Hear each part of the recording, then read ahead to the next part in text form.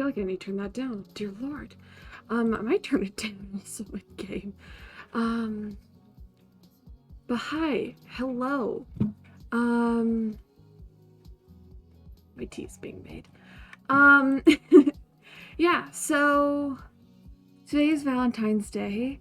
I had a couple of hours to just chill, you know?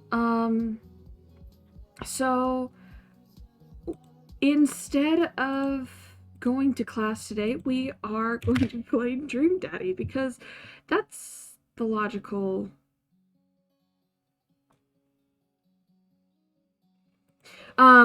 It's my noisy thing because that's the logical thing.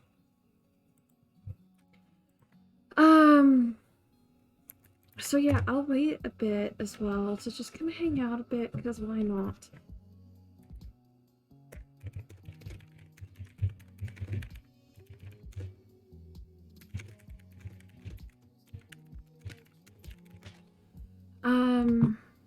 Yeah, so I don't know how long this is going to go. It could go on for like 3 hours if I wanted to. So that's fun.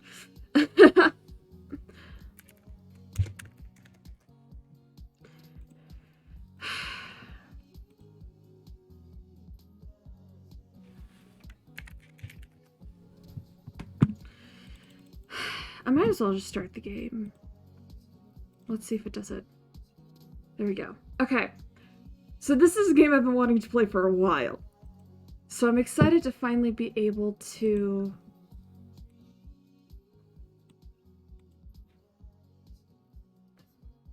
Let's do that. This is so new to my library, to the fact that I have not even,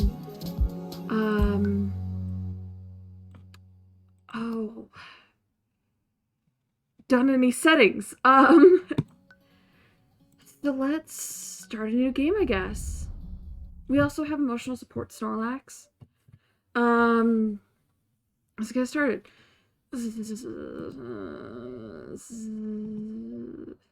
Dad.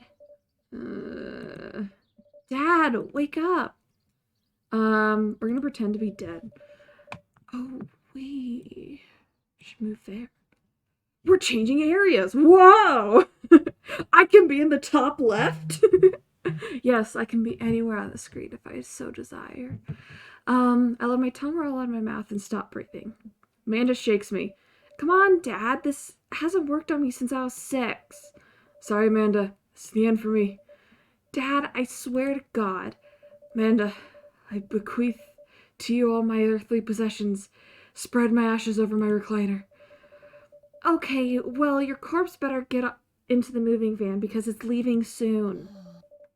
Finally open my eyes and sit up. I'm lying on the middle of the living room, spooning a moving box. I yawn and stretch. Morning, Amanda Panda. That is adorable. That is an adorable nickname. Yikes. Dad breath. Go brush your teeth. Go ask. Dad tip. Go ask your mother. I love that. Build that dad. It's a lot quieter now. How pale should we go? I think let's go pale. Twink? Oh, that's too twink. There's twink, twink, and twunk.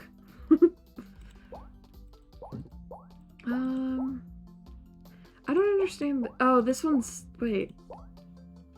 Athletic binder bot. Oh, binder. Oh, hi, Goose. I miss that noise. I miss that noise. I don't get raids that much. Honk, hello. We're trying to build that dad, and I'm trying to figure out. I'm feeling binder because I think that'd be fun. Head. I'm feeling that. Yeah, that's better. Hair. I love it. We could go pink hair. Imagine if we went pink hair. It's weird because I don't know. identify as a guy in any degree. So building a guy is interesting. We can make like... Wait. Daddy, yes. Yes, daddy. Ooh, no. No. Oh, I also need to move chat. Ah, what was that? Chat, I think I need to move all the way down here. Maybe? Ah. We're going with that. I think the eyes... I gotta be careful with the eyes. Because I feel like this could easily go bad. No.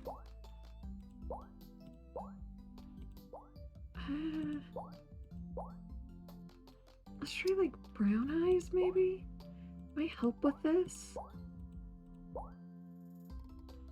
Sure. Yeah, might as well. Nose.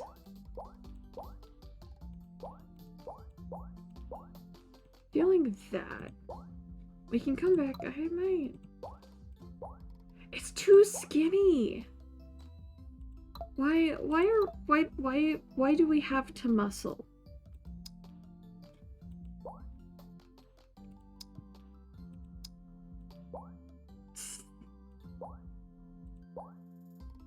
I love that one. Pretends to not be any good guy stuff, so it's getting hard.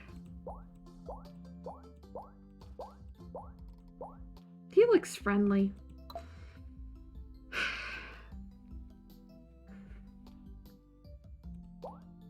Love that. Glasses. We could have glasses. We could have gold glasses. Or not, I guess. Oh, wait, they are gold. Gold glasses. No piercings.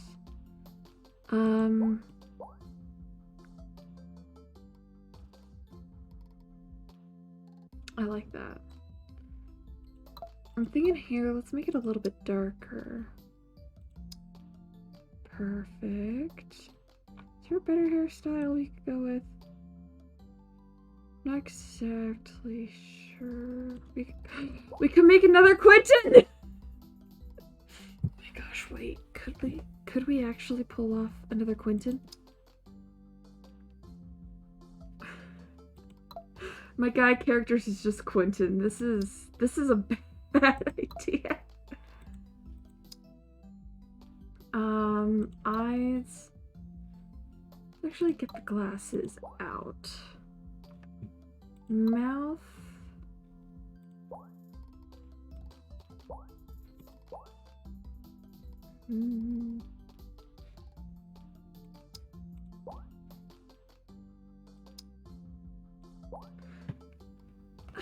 That's like the best mouth.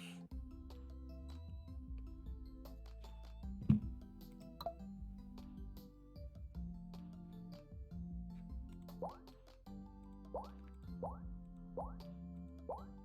trying to figure out. I feel like one of these is best because it kind of makes it feel less, what is it called? Less muscular. And I'm feeling like Tommy Bananas suit. I don't. Party suit, navy suit, kitten suit, plain suit.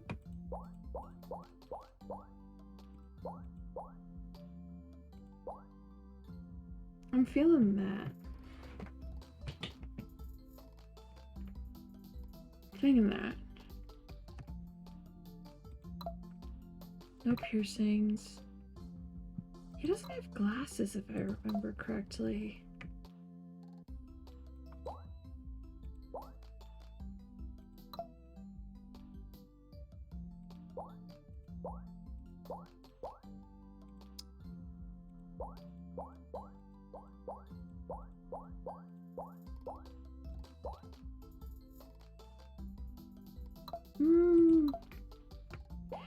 There's a lot of thinking going into this.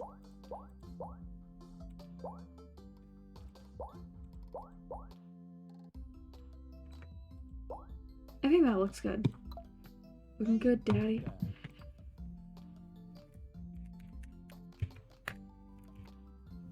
When can... The fact, like...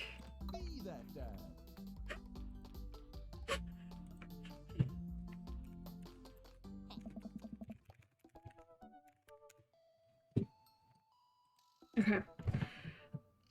Did you fall asleep packing? I got most of it done, I think. Searching around the room, it looks like it did a pretty good job. Every box is sealed except for one. Wait, straggler. What's in that? What's in it? Getting to the box, it sees a bunch of old photos and a little photo album. Wow, I haven't seen these in years! Pulled out one of the dusty albums from the top of our pile and we began to look through it. That's the coolest baby I've ever seen! The only way... we're gay. Ooh.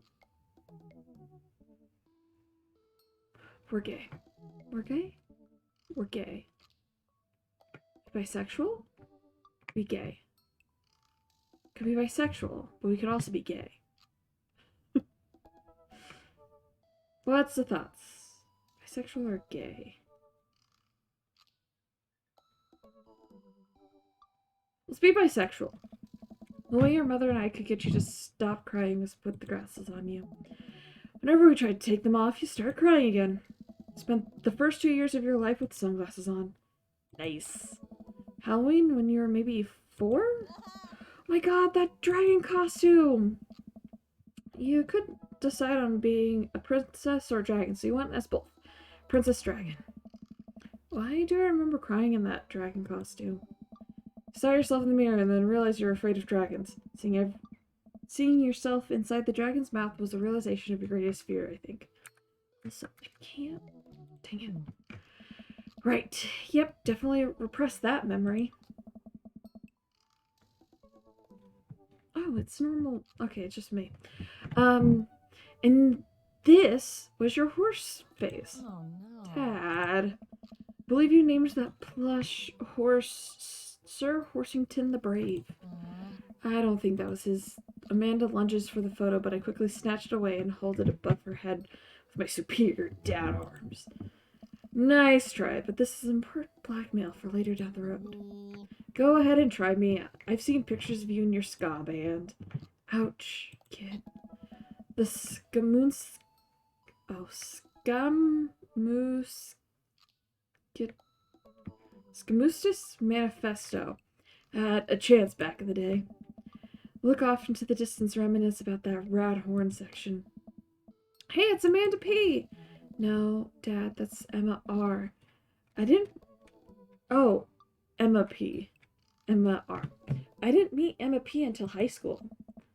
Honestly, honey, I promise you wholeheartedly that I will never stop mixing those two. Ugh. Dad, Emma R's been my best friend since I was 7. Give it, like, a little bit of effort. Right, Emma P was the one who tried to steal people's pets, fired a flaming tennis ball at the police station, whipped her pants during a sleepover. Let's do flaming. Lighter flute, tennis ball, tennis racket, right? Dad, that was you. Great. I was a wild child. I was 6 when you did that. Mood! Okay, Amanda, I wasn't aiming for the police station. Just happened that there was a police station in the vicinity of where I wanted to hit a flaming tennis ball. Yeah, I remember you explaining that to the police. They didn't believe me either. Anyways, gotta show this to Emma R. later. She'll get a kick out of it. First photography award you ever won. Yeah, and I got a $20 gift card to Miss Fridays. And then you got food poisoning from the cheesy tostadas blasts. I think you mean food poisoning. You know, with the, see? Dad. Still can't drive past McFridays without gagging. Still proud of you, though. Amanda reaches deep down into the box and pulls out one last photo. Neither of us say a word. We stare at the photo for a long moment. I finally decided to break the silence. It's the day you're born. Yeah. It's kind of a funny story. Got into the car accident right there in the hospital parking lot. Wasn't anything big, just a fender bender. But of course, I was freaking out. The little old lady who crashed into us was freaking out. And I didn't know what to do. Mother, oh man. She holds my hand and looks me directly in the eyes, the calmest I've ever seen her. She says, "It's okay. It's all gonna be okay." She was right, you know? Stay in the picture for longer. Maybe too long. I miss her. Can't even imagine what it'd be like for Amanda. Pats me on the back. Come on, Pops. Gotta finish packing. Moving van won't wait forever. You're right. Okay. I'm gonna get my tea. Because it should be to a state of where I can drink it now. I keep not topping off the tea enough. I don't have enough water in it. There we go. That should be enough. We're making tea today because I wanted tea. It calms me. I don't know how much it calms me, but it kind of keeps me more awake. So yeah, we're going with that.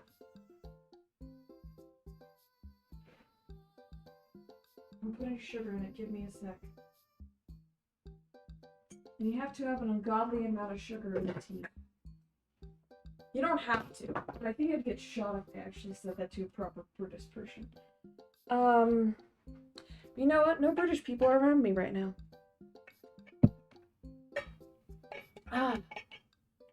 Okay. I screwed up putting my water bottle together earlier. Okay. Amanda and I pile into the car and take one last look at the old house. So many memories here. Hard to believe your mother and I bought this place almost 20 years ago. Hey, remember when I shattered the front window playing catch? He always had very strong arms. Hey, remember when I shattered the other front window pretending to be a robot who breaks windows? You were a very imaginative child. Hey, remember when I broke the back window We get it, Amanda. You break stuff. And there'll be plenty more stuff to break in the new place.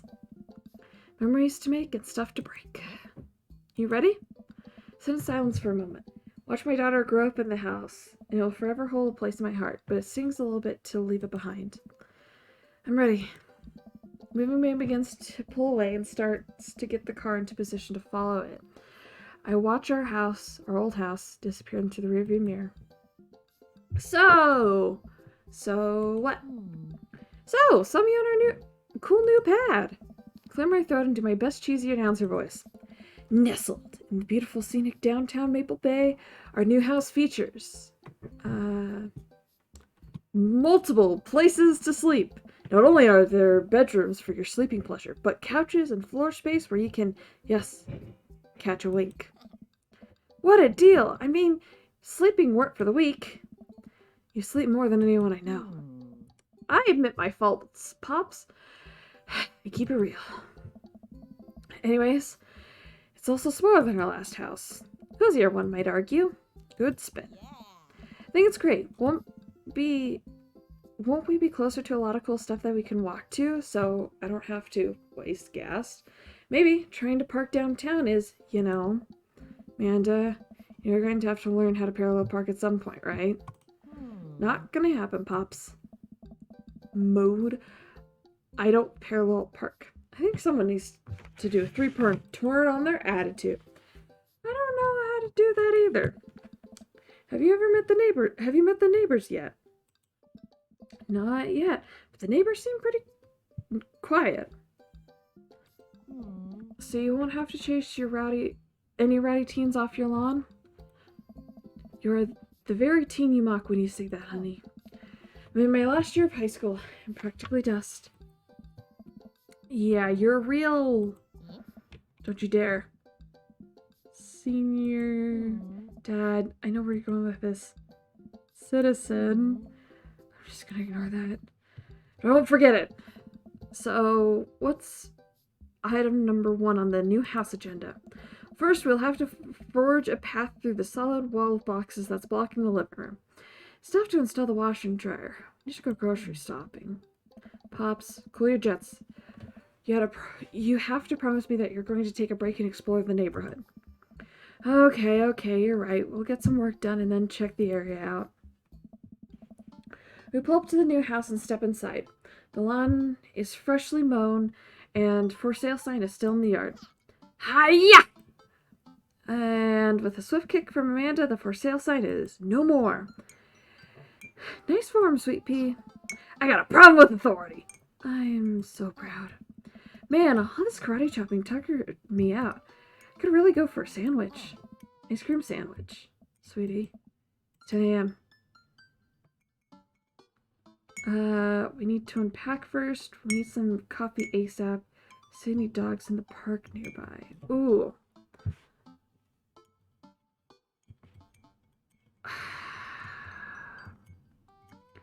I know what coffee is going to get us.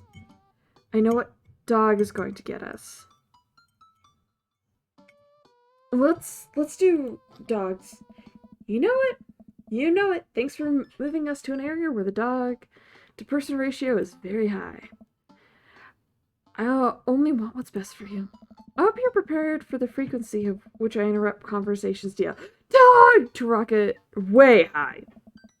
I mean, you do this a lot. Hey, it's Dog!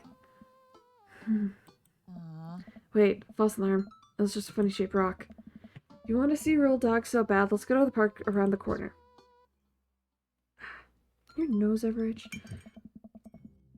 I need to mix my drink real quick. Give me a sec. No.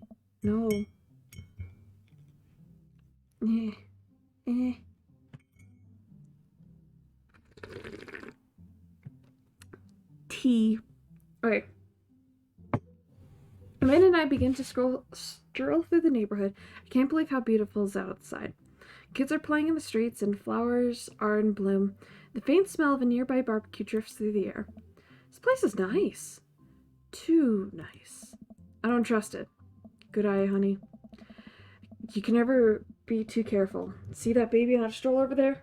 Government operative. We're on to you, baby. Walk for a while and eventually end up in a small park. Toddlers chase each other through the playground. Dogs of all shapes and sizes romp through the grass. It's pretty crowded, but Amanda spots a nice empty bench. We start to make our way over there when... Heads up! Ow! I'm taking my socks off because socks suck. A frisbee suddenly hits me in the face. Socks achieved. We don't have socks anymore. Woof! Corgi with a neat plaid handkerchief tied around its neck bounds to me, wagging its tail. Oh my gosh. Great. I think I'd be like, hello. He runs around in a circle and nudges my leg with his nose. Oh god. This is the cutest dog. Embark upon me, your wisdom, dog. Woof woof. How did you know? Do you have tomorrow's lottery number? Work. Got it. Definitely could have caught that. Got a Hawaiian shirt, jogs over to us and takes the frisbee from me. You know, frisbees are traditionally cut with your hands, not your face. Well, you're traditionally not supposed to aim for people's heads. I'm fine. Thanks. I'm just messing with you. I'm Brian, by the way. I figured out a voice for this guy. I'm Quentin, and this is my daughter, Amanda. Look over at Amanda, only to find her sitting on the ground, rubbing the dog's tummy. Hi! Your dog's cool. Oh, old Max sure loves the attention. It's good to see another father and daughter out here on such a sunny day. Where's yours? Brian gestures over to a grassy knoll where a young girl sits on a checkered blanket. She's reading a book bigger than her head. She puts it down and heads over to us. This is Daisy. She's reading the Brothers Karamazov. Her teacher tells me that she had tests the reading comprehension skills of a high schooler. How old is she? 10. She's precocious little youngster. Wow! My natural dad instinct kicks in. I must brag about my child's accomplishments. Oh no, it's happening. Arguably the best segment in this game. Go on, Daisy. Tell them about yourself.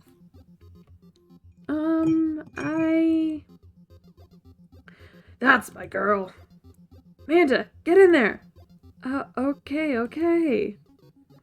Quentin's HP 80. Brian's HP. Okay. Daughters brag. Amanda here just recently won a local photography award. Wow, congratulations.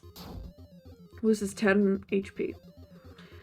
He actually just won a statewide poetry contest. He was 15. What does daughter do? I know item. Can't switch daughters. Amanda's your only daughter. Fair. Brag. Last week, unprompted, Amanda helped an old woman with her grocery bags. It's an extra powerful. Brian loses 20 points. Daisy just started a weekly chess club at her elementary school computer lab. She's the president too, of course. Amanda, dang, my high school doesn't have a chess club. Or a computer lab. You lose 10 points. Brag. Amanda's in all honors classes this semester. It's 10 points. Oh, really? I'm actually talking to Daisy's teacher about having her skip a grade. Even Amanda's kind of bristless at that one. Ooh. Brag more. A few months back, Amanda started volunteering at a homeless shelter in our old neighborhood. It's 10. You don't say! She should have talked to Daisy. She actually helped organize the food bank here in Maple Bay. Yeah, Amanda, I'm sure we could find something for you to do. It's extra powerful. You lose 20. Brag. Amanda still uses a film camera. Wow, most kids her age probably have no idea how. Well, not sure I know how. I'm sure I don't. Not that any good with my phone's camera either. Agreed. Friends share a bonding moment. Amanda and Daisy look annoyed. Did nothing. Can we flee? Do you really want to flee? No. Okay. So no item. Why do we have a grade card? Spelling bee photo. Fumbling through your phone's browser, you managed to pull up a photo of Amanda winning her 10th grade spelling bee. Wow, congratulations, Amanda. Daisy is getting prepped for her annual spelling bee right now. Hopefully this will be her 3rd win in a row. Yikes, you lose 5 HP.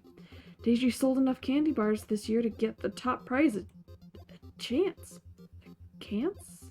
I don't know. Taking it out next weekend. It's not even possible. Amanda could barely get one of those sticky hand things. It's extra powerful. You lose 20 HP. Dang, you really got us beat. Boy, it's been such a treat getting to meet you two. Did you have to add insult to the interview by being such a gracious winner? So I take you guys are new to the neighborhood. We just moved in. Do you live around here? Yeah, we live in that cul-de-sac down next to the coffee shop. What a coincidence. That's where we live, too. Small world, yeah. Daisy and I are in that little ranch-style house on the corner.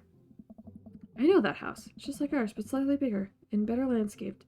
Does the guy have to outdo me at everything? It's a lovely place. Well, I don't want to take any more of your time. Really nice meeting you guys. I'll stop by at some point. Yeah, definitely. Bye. Take a drink. Thirsty. Brian and Amanda walk further into the park while Maxwell happily trots along in tow. Do you get the feeling that he's trying to one-up us? Trying and succeeding. What was I even doing at her age? I believe you had a bit of a thing for horses. Shame that didn't pan out. Could have majored in comparative horse studies. It's not too late to minor in horse creative writing. Too close to the truth, Dad. Let us never speak of the fantastic adventures of Sir Horsington the Brave, an epic in 7 parts by Amanda Coldwater. Oh, right, her last name is my last name. I'm done. I'm just done. Everything's fine. Laugh off the horse epic and walk around the park a bit more, enjoying the day. Ooh. Go to the coffee shop, unpack. Let's go to the coffee shop. Gotta get my hands on a nice cup of coffee, cup of the old bean juice, or I'm gonna be useless all day. I think we passed a coffee shop on the way here. Maybe we could check that out. Let's do it. And now for a drink of tea. Sponsored by Earl Grey. I'm not sponsored by Earl Grey. Walk down the streets of a coffee shop. A cute little place on the corner. Man, this is such a convenient walking distance from our place. I mean, I guess. What's wrong? Why would I go somewhere else and drink coffee on a couch when I could just drink better coffee at home on my own couch and not have to make awkward eye contact with other people? At least when I'm home, some random guy isn't gonna come up and sit on the recliner next to me, and I won't feel like a little weird about it because technically he's not sitting at my table, but it's very much within my personal zone. Dad. And what's the etiquette when you have a dirty mug? Is there a bin? Do you go set it up on the counter because you don't know where else to put it? Or do you leave it there and feel your face flush hot with shame as you consider the possibility that there's in fact a bin somewhere out of sight and now you're the jerk who left their mug? Dad, are you just afraid to meet new people? Yes, Amanda! Walk inside. The inside of the coffee shop is incredibly warm and inviting. Vinyl records line the walls, and patrons lounge around in a well-worn in couches. Some cool tunes spin on a record player next to the little stage. Welcome to the coffee shop, guys. How's it going? What's up the name? Oh, it's kind of dumb. It gets mentioned in this poem I like, and I thought it was a good idea in time, and I suppose it's still a good idea because, like, the business is still running. But people ask me that question all the time, and I give them the same answer every time, and now I'm sitting here rambling and not sure we're all getting more and more uncomfortable the more I keep talking. Man, run it now, and I can't stop.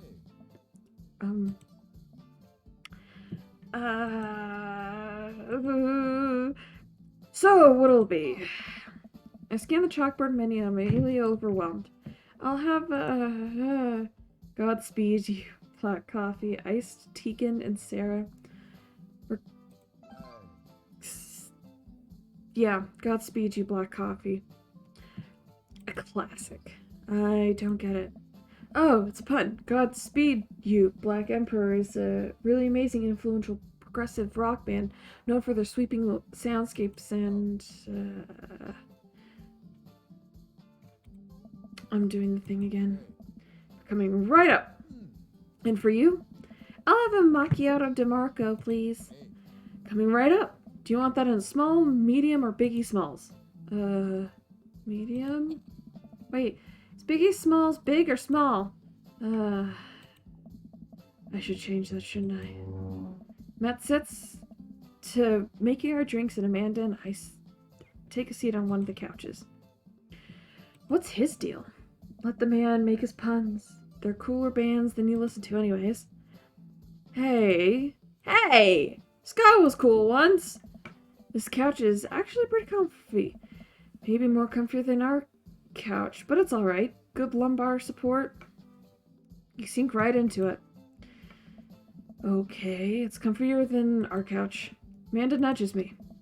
This place is right next to our house, and that guy seems to not only cool, but also just as uncomfortable with talking to other people as you are. You should really become friends with him.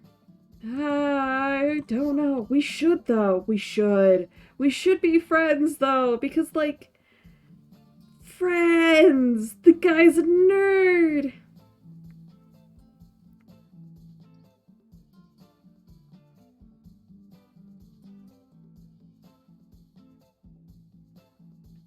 I'm replying to Corval. Let me reply to Corval, okay?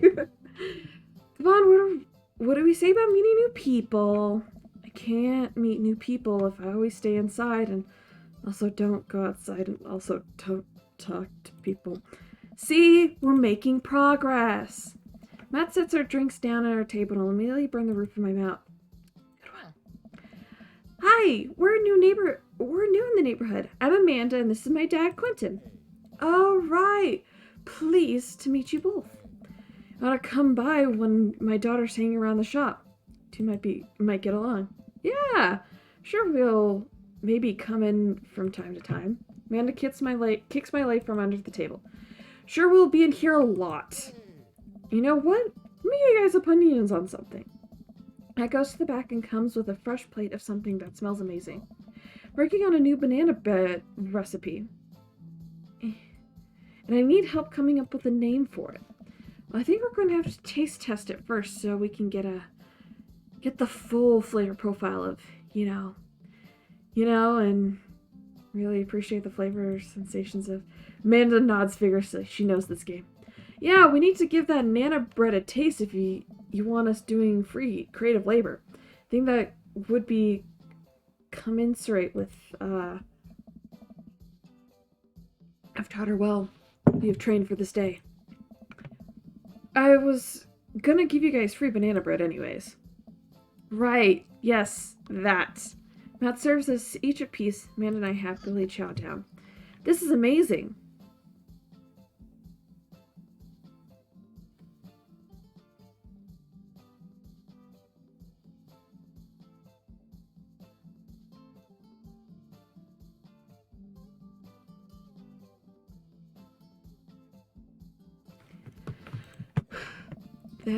Thanks. Secret ingredient is bananas. So any ideas? I'm stumped.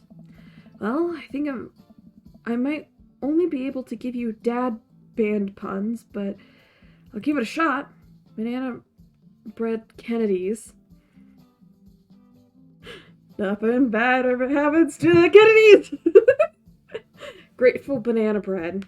Right said banana bread. Ooh. I kind of want to do Kennedys because I think that's funny. I mean, that's really funny. You know, like the punk band? But you said you only knew dad band puns. I'm a hard dad. That actually has a nice ring to it. Really? Yeah, banana bread Kennedys. Strong decision. That's art, baby. I wanted to say baby because I thought it would sound cool, but once I said it, I realized it doesn't sound good coming out of my mouth, and maybe I should just leave the saying baby to the professionals. Enjoy your coffee. I love him. Thanks, baby. See, it sounds good when you say it. Across the way, a man catches my eyes. He sits by himself, brooding over a cup of coffee. Our eyes meet just for a moment.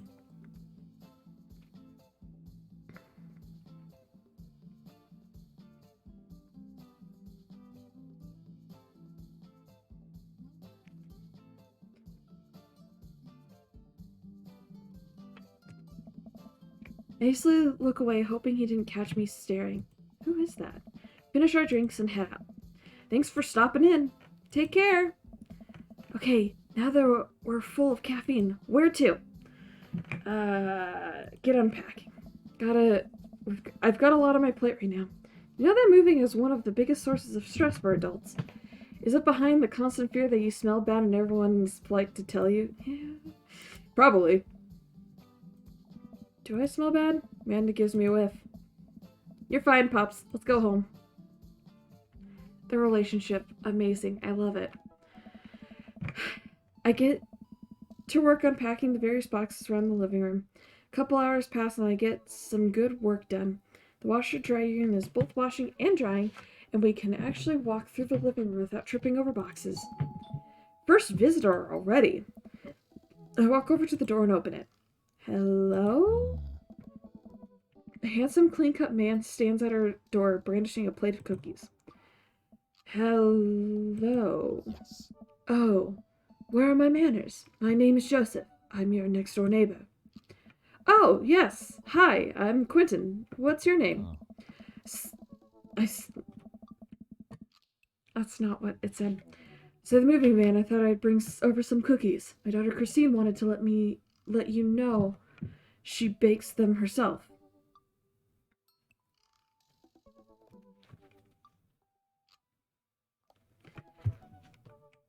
Yeah. Joseph leans in and whispers, but between you and me, she just sprinkled in the chocolate chips. We both share a laugh. Kids, right? Wow, cookies, huh? Nice to meet you. Joseph hands her the plate of cookies with a smile. Well, thanks for the cookies. Amanda disappears with the cookies. Amanda, come, and she's gone. That's my daughter. Her name is Amanda. She's a charmer. Daughters are tough.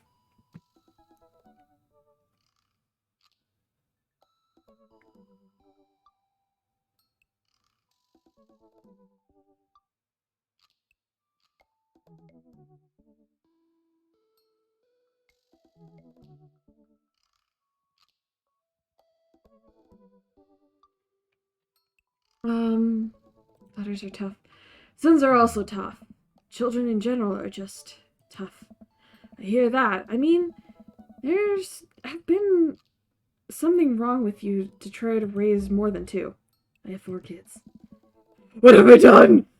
Oh, I meant. Don't worry. I didn't mean it to be rude. Oh no. This is the first neighbor I've met and my social life is already in a tailspin. I wonder if it's too late to move again. Yeah, okay. Is the missus around? No, not anymore. She died. Oh. Uh, Sorry for your loss. No, it's alright. Wow, this is uncomfortable. We stand here quiet for a moment, acutely aware of how awkward we both made things. I now want to get chocolate. I want to eat chocolate. I'm gonna get some chocolate chips to munch on. It's called I Am Anxious. Um, so my brain is trying to fill that with other various things at the exact same time. Because I'm skipping class. I'm technically also skipping work a bit. But, like, I'm also skipping class. Um,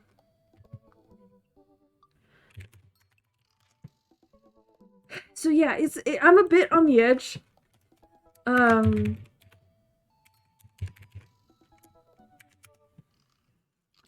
yeah, so, chomp.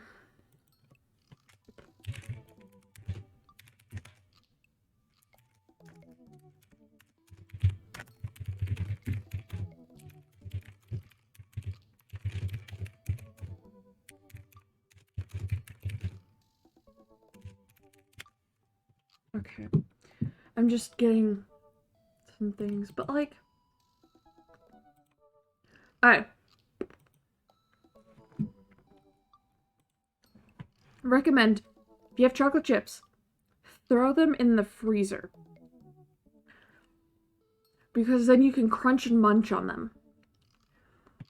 It's great. Right. I'm sorry, can you close the door real quick? I look at Joseph quizzingly, but comply. After a second, I hear a knock on the door. Opening it, I see Joseph standing there with a huge smile. Hey, I'm your new neighbor, Joseph. Promise not to talk about your dead spouse this time. Throwing a barbecue for the cul-de-sac, and I'd love for you to come by and meet the rest of the neighbors in our community. What do you say, pal? Sounds great. My daughter Amanda and I would love to stop by. Also, 4 kids is a perfectly normal amount of children to have. You shake hands to seal the deal. Well, neighbor, I'll see you at 3 p.m. sharp on Saturday. Sure thing, neighbor. Joseph starts walking away, but stops to think for a second and turns around. Hey, in all seriousness, raising a kid on your own can be really easy can't be easy. If you ever need to talk about stuff, I'm the youth minister at the church down the street. Oh, I don't know. I wouldn't consider myself a youth. You look pretty young to me. See yourself. With that, Joseph is gone. Him and his hotness. Like, Brian sucks. I don't like him. You shouldn't have to feel like you need to brag about your kid to, like, feel like an accomplished parent. You know? I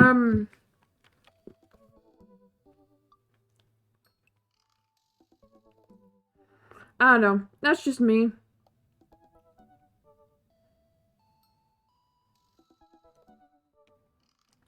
I don't know. I'm weird. I don't think I could be a parent. I'm like that crazy aunt. No. I'm that crazy uncle who just, like, is so aloof. I would go get milk, get distracted, get clothes, come back, and I was like, crap, I meant to get milk. Amanda walks back into the living room, comes on her face, and cookies in hand. That was the smoothest recovery I've ever seen. I should be taking notes. See, you're all fitting in great. Where'd those cookies go? Oh. They're gone. Sorry. Make you feel any better? They weren't very good. So you ate all of them anyway? Guess that makes it break time. Any ideas? Joseph probably wants his plate back.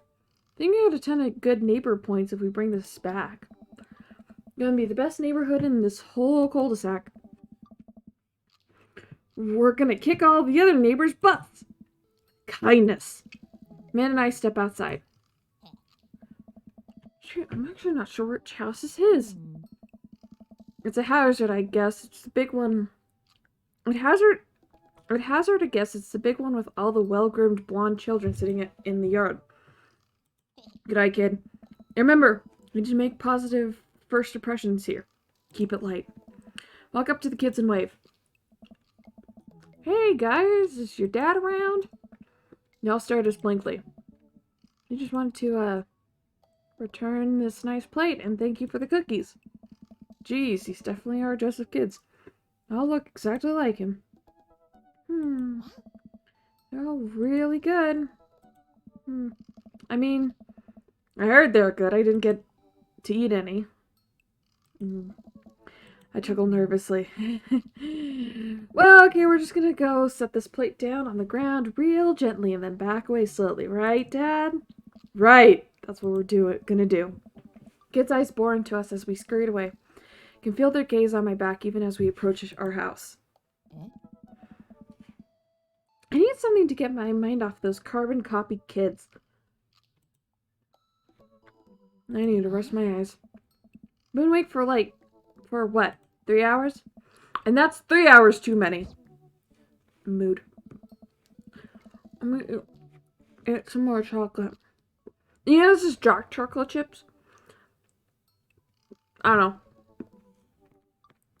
They don't taste any different from, like, normal chocolate chips, like the semi-sweet chocolate chips. No. I don't know if you guys care. I care. As we were walking home, I hear heavy footsteps come up behind us. Quentin, bro! I turn around and am greeted by a familiar face jogging up towards us. Craig? Bro! Holy wow, I haven't seen Craig in forever. It's been too long, dude. Yeah, wow, you look great. Yeah, I cleaned up my act a bit. Cleaned up his act? Are you kidding me? He's ripped. Amanda, this is my friend Craig. We went to college together. We were roommates for a while. Amanda, dude, you probably don't remember me, but you're so big now. Hello, and hello, cute little baby. Thank you. The last time I saw you, I think you were about her size. This is River. Say hi, River. Picks up her tiny wrist and waves it around. River gurgles happily. Are you babysitting? Nah, dude, River's my kid. Man, it has been a long time. Feels like 1 minute we're rolling up to exams with bad hangovers, and the next were both fathers. Where have you been, man? I was working out in California and just relocated the business back to Maple Bay. No kidding! Amanda and I just moved to the side of town. How's Smashley doing? I mean, Ashley. Ashley is her name. She's actually goes by she actually still goes by Smashley, and we divorced last year. Oh, dude, I'm so sorry. It's old news. We take turns taking care of River and the twins. It's all co-parentic. Co-parentic. Sure. Twins? You have 3 kids? Ain't life something, bro, right? Cake Stand Craig is a father of 3. Cake Stand Craig? Oh, yeah, it was my old college nickname. He got it because he did a lot of cake stands. It's that thing where you do a handstand on a cake and then drink from the cake. Right. He was very good at it. Oh, bro, I hate to say that, guy. I hate to be that guy, but I'm in the middle of a daily jog and I really gotta keep my heart rate up. My heart rate. Brought River along to, resistance training. You jog daily? I jog yearly. On January 1st. And I promised myself I'm going to jog daily for the rest of the year, but give up after 30 minutes and just walk home. Well, it's never too late to get back into it, dude. You should join me sometime. I don't know. Come on, it'd be fun. We grab breakfast afterwards, catch up, do bro brunch like the good old days. All right, sure. Sounds right. Great, let's get that going soon. I better get moving. Good to see you guys. Craig gives a little wave, but his earbuds back in, jogs off. Taking a chocolate break. I'm also getting messages. Oh, it's from the SMP. I can't answer those right now.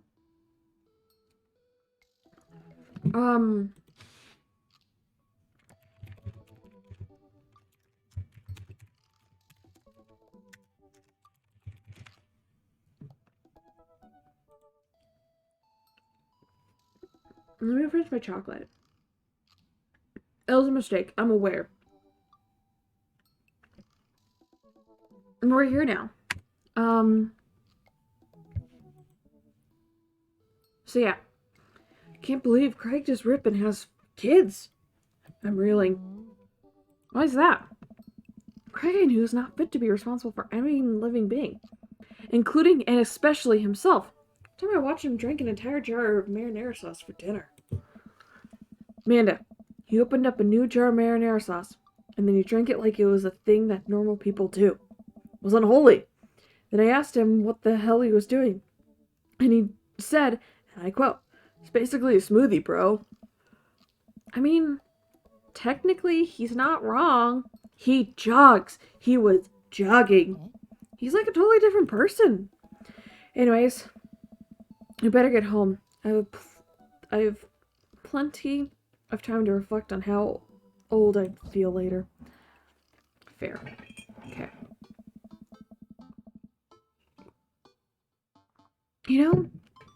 That's why I don't like visual novel games. So I don't have the attention span for it. Like, as you can see, I'm like dipping in and out of attention for this. Like, it's not because I don't like it, it's just because, like, I need to swap my attention. Oh, I should. Sorry. I wanted to put lotion on before stream, but then I forgot to put lotion on. I don't know why. I think it was just because I was doing a bunch of stuff, because, like, I legit got back into my room at, like, 50, and I'm like, crap, I have to get ready, so, thank God that this didn't take, like, 4 years to download. It only took, like, a couple of minutes, at best. Like, it probably took a minute to download. Now, Amanda and I flopped down on the couch. Amanda has to shovel some empty boxes out of the way before she can sit. Too bad we're going to be putting my stuff right back into these boxes in a few months. No, don't say that. Aw, Dad, it's gonna be okay. I'll be fine. I know. It's just, you're my little girl. It's gonna be weird not having you around. I'll come visit, and I'll text you every day, and I'll take lots of pictures. I mean, obviously, I'm a photography major. Promise? Of course. You're gonna be okay by your lonesome. Oh, come on, I'll be fine. I'll get a dog or something. A dog! Forget art school, I'll stay for the dog. Is that what it's gonna take? Medium-sized dog, handkerchief around the neck? I get to name it. That's what it'll cost for me to give up on my dreams. I'm a woman of simple wants and needs. That is such a mood. Well, a dog is a lot cheaper than college. Amanda laughs. Suddenly, a pile of envelopes slide under the mail slot. Speaking of college, Amanda darts over to the envelopes and shuffles through them. She pulls one out and throws the rest back on the floor. This is from McGowan College of Art and Design. Open it! But I'm scared. It's just an envelope. Yeah, it's like my entire future. Not a big deal. She takes a deep breath and rips the letter open with her teeth. We have a letter opener, but okay. Hold my breath while Amanda's eyes dart back and forth scanning the letter. What does it say? Admissions committee has reviewed your application, blah, blah, blah, and we... Face drops.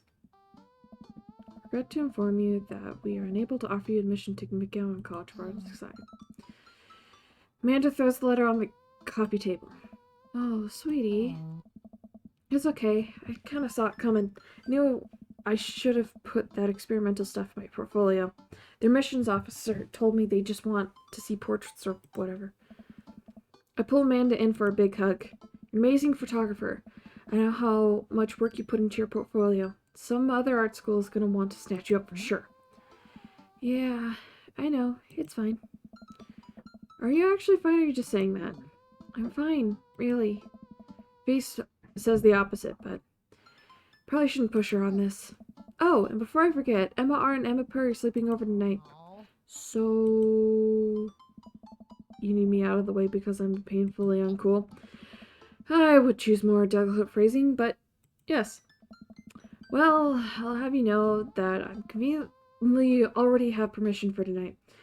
Well, plans for tonight. So you'll have the new place to yourself. Yeah? What are your plans? Quick, think of plans. I'm secretly the mayor of this town. Amanda, the town needs me. I need to perform my mayoral duties. I must don my top hat, wear my monocle so that I may preside over my mayor stuff. I think you're thinking of the guy from Monopoly. He was a mayor, right? He was not. Right. I'm just kidding. I'm actually going to go to bed. I'm wiped. Have fun with the Emmas. We'll try to keep it down. I know you're not going to, but I appreciate your saying that. Don't forget that you have that meeting with the English teacher tomorrow. Oh, right. Mr. Vega. Yep, totally remembered. I'll be there. Awesome. Night, Pops. Yeah, because the other one we get to meet, the other guy, we don't freaking care about him. But he is voiced by, Dan Avidan. But yeah. I wake up to the text from an unknown number. Rise and shine, early bird. Still want to hang out? This is Craig, by the way. Holy crap, it's 6 a.m. Who does 6 a.m. anymore? Without realizing it, I drift back to sleep. Oops, must have winked back. Turn my phone again. Hey, bud, still want to get your swole on? I'm ready to tear up the track. Hit me up. God, the last thing I want to do right now is work out, but it's Craig. I do want to catch up. Let's go to the gym. Let's hang out with the man. Okay. Hey, man. Need a few minutes to wake up, but let's meet in 20? After a few minutes, another text comes in. Sure thing. Meet me at the gym. I stretch and my bones creak. I gotta stop falling asleep on the couch. Throw my blanket off and... Hey, wait. I don't remember falling asleep with a blanket. Mana must have tucked me in after I fell asleep. Bless that child. I accidentally brushed my teeth. Throw on the only clothes I own that are even kind of gym appropriate and head out. Neighborhood is quiet and serene. This early in the morning. Oh, the neighborhood is quiet and serene this early in the morning. Birds chirp and the grass is still wet with dew. Surprisingly, the gym is pretty crowded. I spot Craig standing out front, stretching. Of course, he spots He spots me and waves enthusiastically. Hey, bro, good morning. Hey, good to see you, man. Definitely not as pumped as he is. Maybe I should have some coffee before I left. You ready to kick some butt? Gotta say, posy, dude. If your help... nope, we're just gonna... Help! This is how I die. Well, it's alright, dude. We'll ease you into it. Aw, dang it. I just wanted to be funny. I just wanted to be funny. We head to the gym and I immediately intimidated. These people look like they break me in half, and it seems like Craig is friends with all of them. He high fives and finger guns all the cool jocks in the room. They look like they could and would steal my lunch money to spend on protein shakes. Come on, bud, let's warm up. Head over to the treadmills and start walking. Okay, I can walk. Walking is good. This is a decent pace to be walking. So, I know we're on treadmills. Yes. Those over there are ellipticals. Very good. What is all this other stuff? Craig laughs. They might look a little scary, but I guarantee that all of them serve a specific purpose for building muscle mass. I watch as a dude in a muscle T flexes a muscle I didn't know existed on a machine. I knew this was once used to process grain into flour. What is that? Why is that guy doing that to himself? That's a good question, bro. What do you think he's doing? Trying to crush people's skull with his thighs. Being able to torture to dice. Let's do that one, because he's trying to make his thighs so strong that he could crush people's skull with them.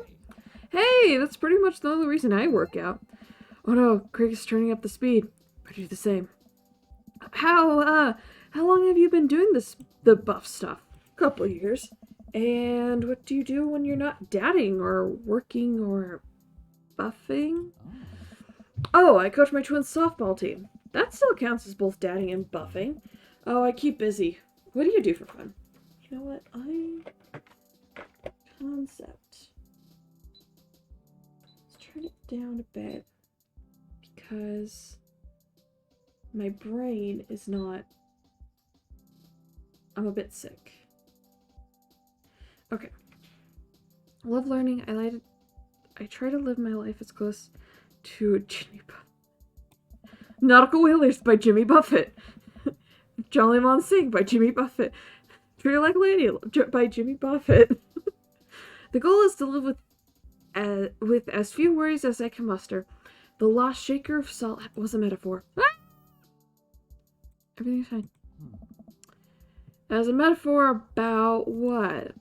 About not being able to shake salt into something? We're jogging now. Oh god, we're jogging now. I look over to Craig, who hasn't even broken a sweat. How's he doing this so effortlessly? I'm dying. I can feel my life force draining through every orifice of my body. Hey, remember when my fish died in college? No, I don't like this story. My god. Is he really bumping up the speed again? I guess I better do it too. Oh, this is fast. This is very fast. When we're at that party and you vowed to make me feel better, you tell me to create a distraction. So, of course, I do a sick cake stand and get everyone cheering. And then I try to steal a fish from a fish tank at the party with my bare hands and like an idiot. And then you drop the fish and it's flopping around and you panic, so you run up to me post-cake stand with me dying dirty fish in your hand that you scoop off the ground and you're yelling at me that we have to leave. So you're running out of the frat party with the fish and trying to give it mouth-to-mouth resuscitation. And we get him home and get him into a bowl of water, but the prognosis was grim. And the next day he's alive and well. They never did catch the great fish thieves of Grand Ridge U. And they never will. I shoot off the end of the treadmill and crash into the wall. Jesus, that hurts. Dude, bro, are you okay? Craig offers me a hand and looks me over for injuries. Fantastic. Managed to stand up and rub my back. and rub... Oh, okay. That makes more sense.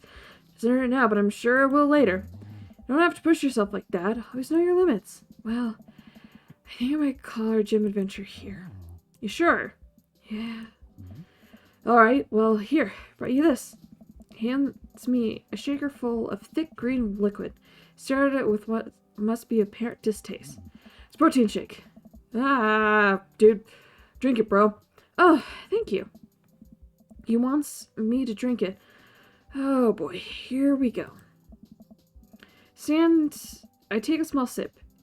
It's actually delicious. Wow, this is really good. And good for you. It's my special recipe. Pretty proud of it. Let me know if you ever want to work out again. Maybe we can try running around the neighborhood. The treadmills aren't your speed. No pun intended, bro.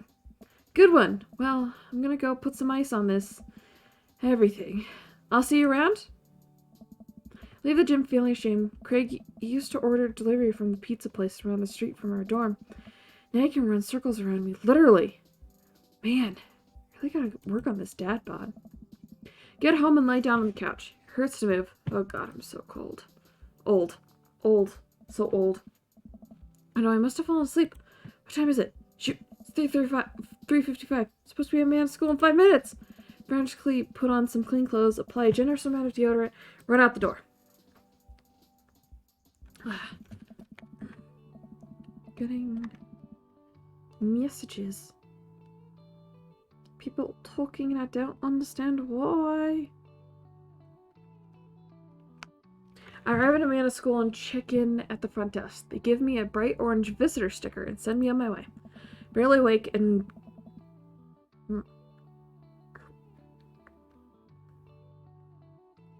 phlegm. I'm feeling pretty haggard, but hopefully nobody will notice. I check my watch and I'm relieved to see that I'm only 2 minutes late. Wait, is room 103 or 108? I spot a youth standing at his locker. Approach him for help. Excuse me, do you know where Mr. Vega's classroom is? Youth turns around and looks me up and down with heavily lined eyes. Come on, kid. I'm late for a meeting. Mr. who? Mr. Vega. I don't know. Have you tried the exit? Yeah, okay, wise guy. Are you gonna help me out or not? Fine. Up the stairs and to the left. Can't miss him. Head up the stairs and walk around, unable to find Mr. Vega's classroom anywhere. After a couple of minutes of searching, I head back downstairs. Punk youth sent me on a wild goose chase. Get back to where that low-rent Gerard Wade is standing, fully ready to give him a piece of my mind, then suddenly a head pops out of the classroom next to his locker. Oh. Lucian, don't you have a third period to get to? That's not the voice for him. Fine, Mr. Vega. Wow.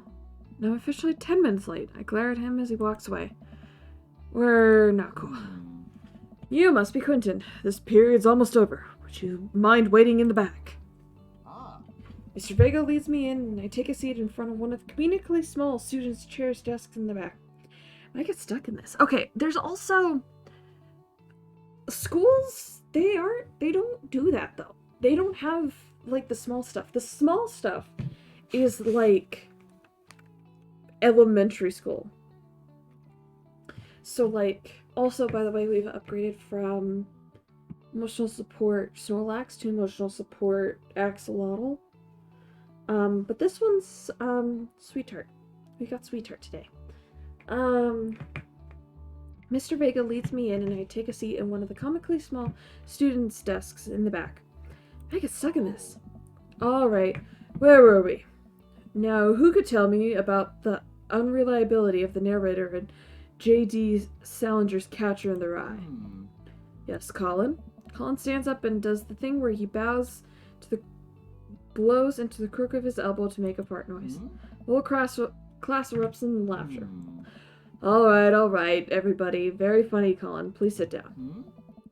Now, Holden Clawfield is an unreliable narrator in the sense that the bell for the end of the period rings, all the students immediately get up and make a break for the door.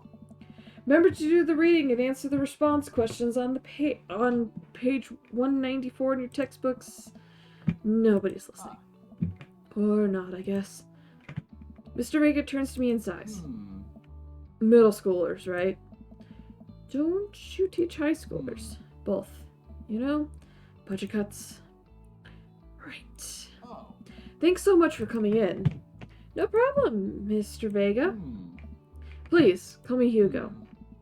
Don't normally do these impromptu parent-teacher meetings, but as I'm sure you know, Amanda's a very bright student and I'm concerned about her recent behavior. What's going on? Amanda's been has never been the most engaged student, but I know she cares. Recently, though, she's been falling behind.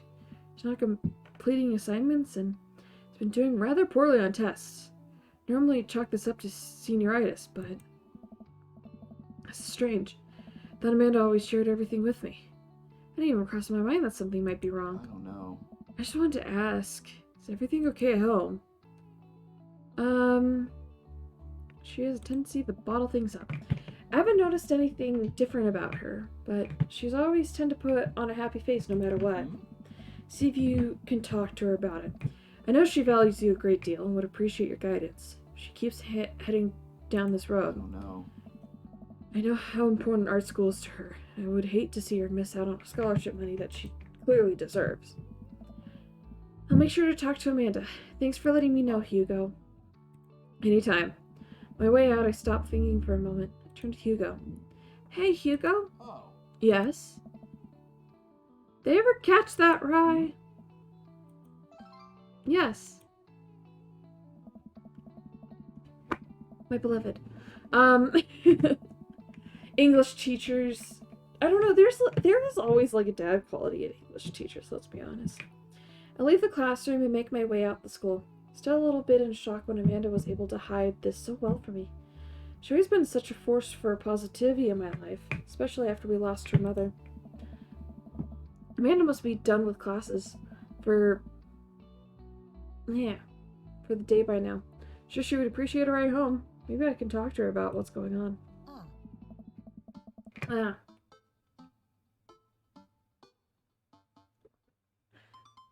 pull up on the carpool and Amanda stops in the passenger seat.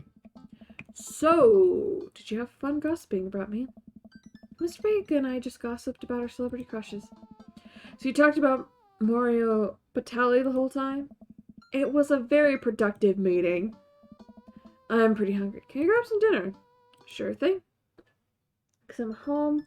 Go to the food court. Let's go to the food court. Does that sound good to you? Yeah, sure. Buy them all? Jeez, can't Dad take his daughter to the mall? You buy me things? I will buy you a thing. Singular. Sounds like a deal to me. Drive in silence for a while. Amanda plays the game on her phone. I should say something. You know, sometimes when a kid gets older, find out that they might have to keep things hidden from the parents.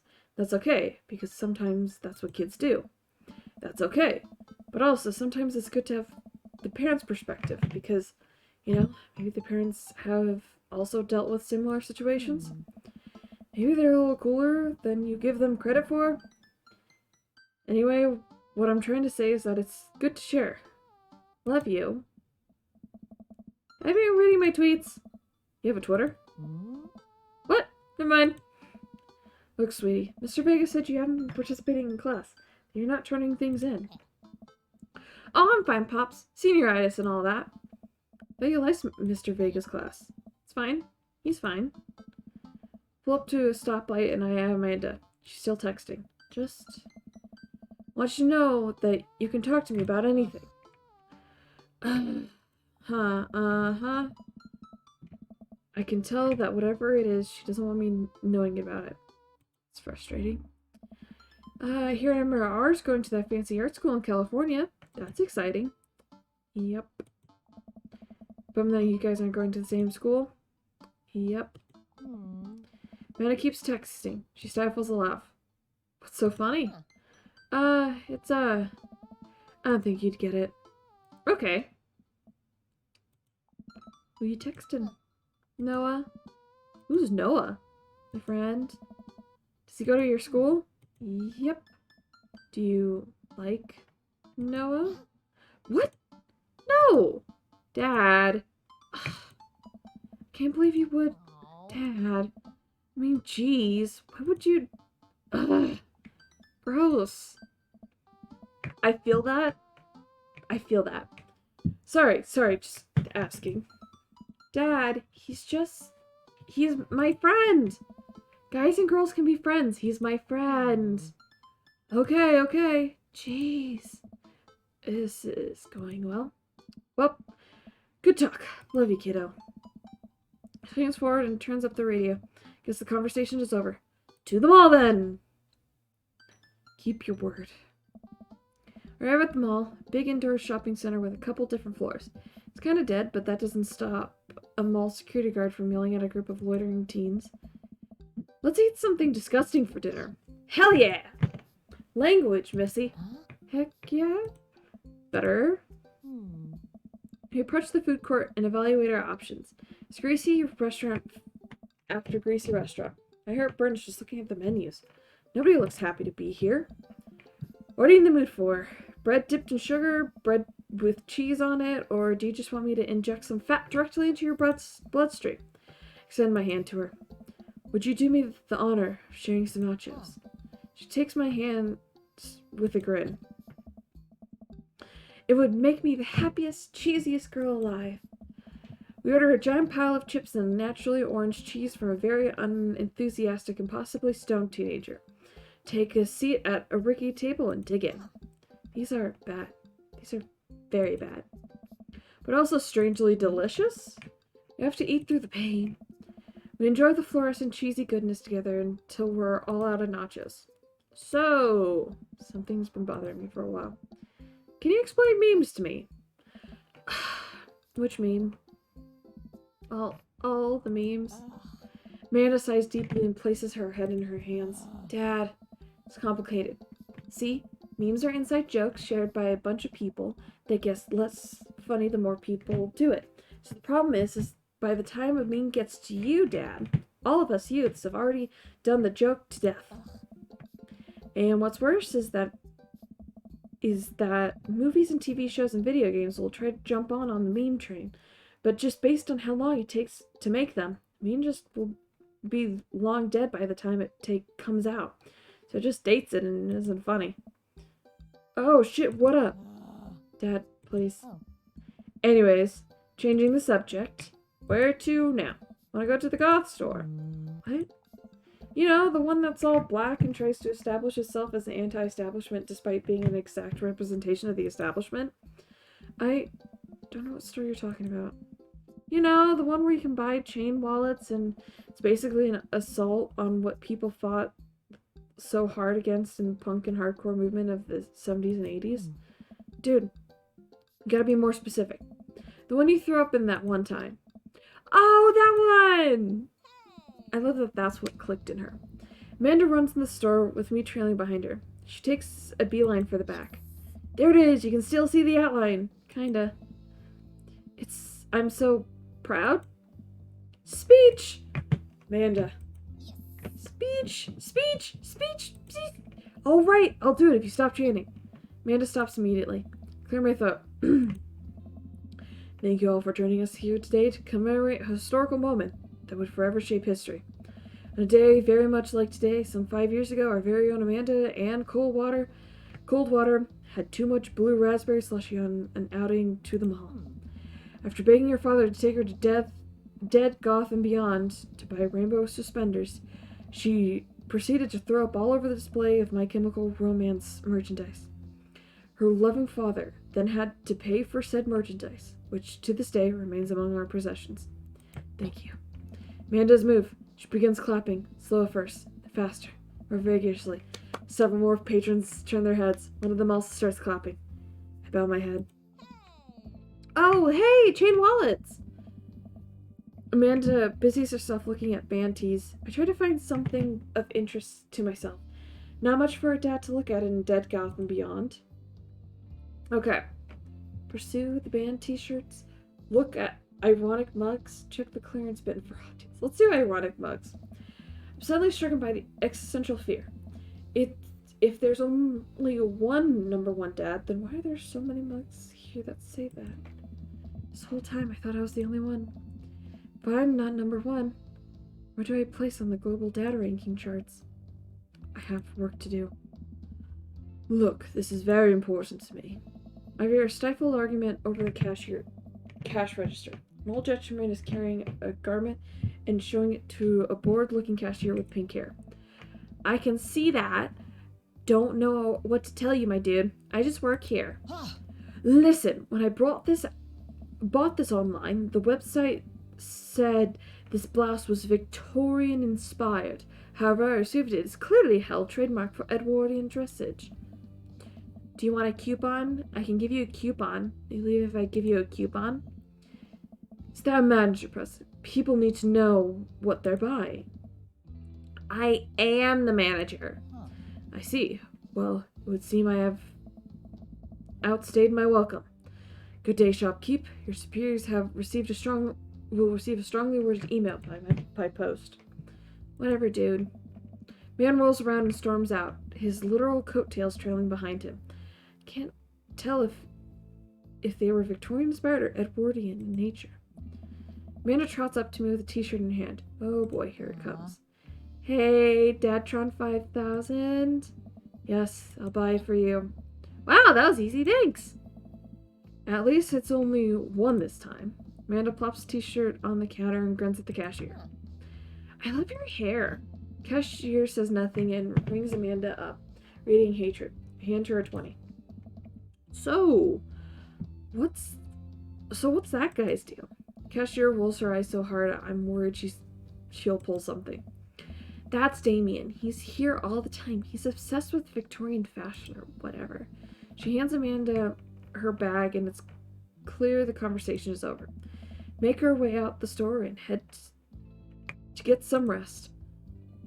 Amanda and I sit on the couch trying to find something to watch over bowls of ice cream. Oh, cool! Long Haul Paranormal Ice Road Ghost Truckers is on. Long Haul Paranormal Ice Road Ghost Truckers. Dear Lord, that's just a bit of a mouthful. Your favorite, right? I'm itching my eye. Okay. Oh, hell yeah. They have to make it over the Canadian tundra before the ice roads melts, but also they're hunting ghosts. Also, the trucks are haunted. This is an episode I've already seen, but it's one of the best.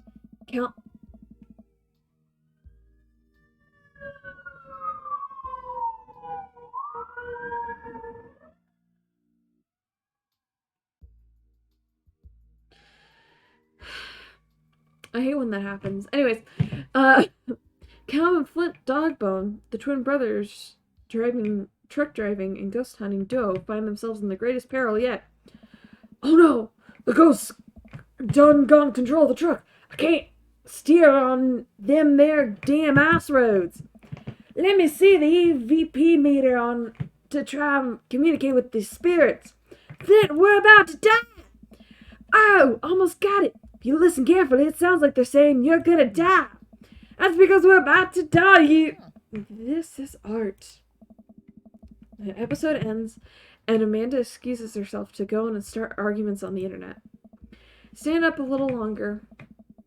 Curious about exploits of Callum and Flint Dogbone after their disastrous ice road incident. Afterwards, I crawl into bed and get a good night's sleep. I'm gonna drink a bit.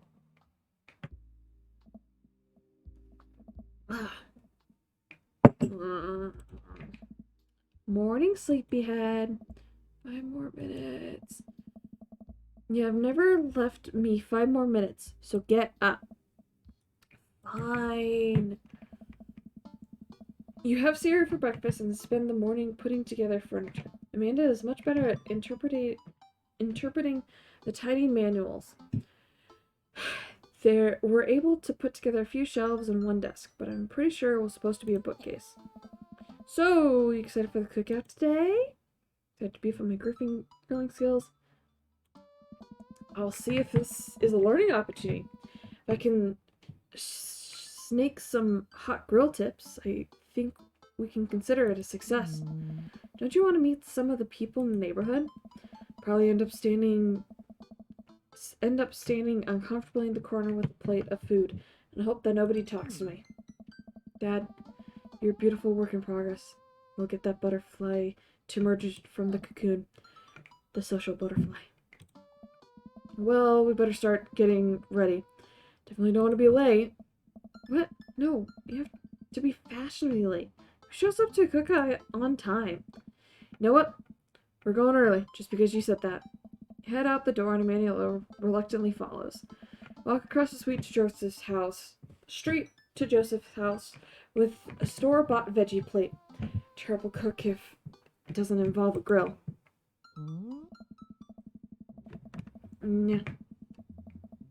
Guess we're not as early as we thought we were. Joseph's backyard is already packed with people and the smell of hot dogs waft through the air. Small children run through a sprinkler and adults chat in a small cluster. It's fine. It's because I can move my mouse all the way over, even though it's, yeah. Set our veggie plate down on a table next to two other veggie plates. Huh. Hey, there's Joseph. We have to get his attention. The moment he sees us, he jogs over and arms open wide. Welcome. I'm so glad you two are here. And you brought veggies. Let me introduce you to my family. Kids, come over here. This is Chris, my eldest. Hi. This is Christian and Christy. They're twins. They stare creepily and say nothing. Then, of course, there's our youngest, Krish. Wait, where's Krish? You Mary put him in her crib. Oh, and how could I forget my lovely wife, Mary? Joseph pecks her on the cheek. She smiles. Ah, Mary, sweetheart. Did you put Krish to bed? I'll have to go look for him. What? You'll have to. Just takes a moment and regains his composure. Mary, this is our new neighbor, Quentin, and his daughter, Amanda. I'll shake your hand, but I have a glass of wine that needs to tend to. I love her. Nice to meet you, Mary. Charmed. Well, I have to go over there now. My wife has a wonderful sense of humor. But please, you two enjoy the barbecue. All the guys are really excited to meet you. Here, let me introduce you around. It's Robert, who lives just across the way. Haggard man nursing a glass of whiskey eyes me up and down. Hey. Hey, I'm Quentin. It's nice to meet you. Takes a long swig of his drink. Charmed. Quentin and his daughter just moved in next door. Cool. If you ever need recommendations of where to get drinks in this town, Robert your man. Told you not to call me Rob. Right, got it. Rob ambles away without saying goodbye. He's not really a people person. Wow, I think I actually met everyone else. Great, but you're excited to get to know everyone better. Hope you both enjoy yourselves. Amanda and I mill around and try some of the food spread out on the table.